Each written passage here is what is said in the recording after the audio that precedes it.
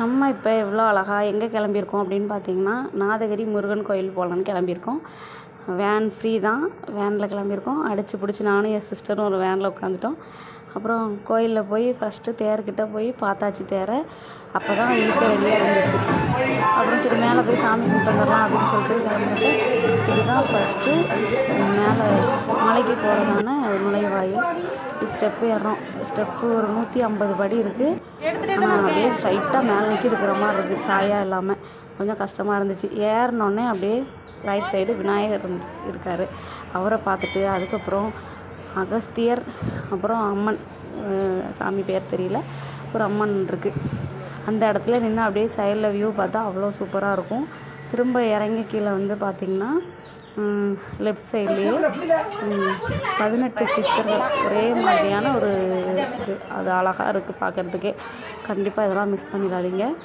அது பக்கத்துலேயே பார்த்திங்கன்னா ஒரு பசுவோட கண், அப்புறம் சிவனுக்கு அபிஷேகம் பண்ணுற மாதிரி இது அவ்வளோ அழகாக இருக்குங்க.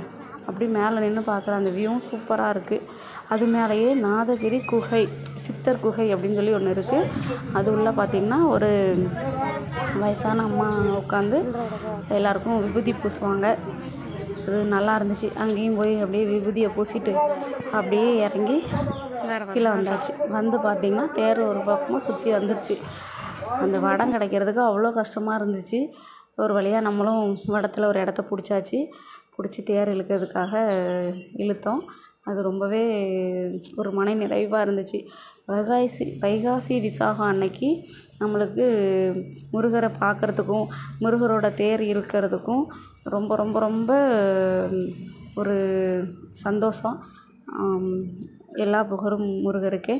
அது மட்டும் இல்லை, இந்த கோயிலில் கண்டிப்பாக கீழே அன்னதானம் நடந்துச்சு. எந்த ஒரு கல்யாண வீட்லேயும் கூட இவ்வளோ அழகான ஒரு அன்னதானம் போட்டிருக்க மாட்டாங்க. அது ரொம்பவே அருமை.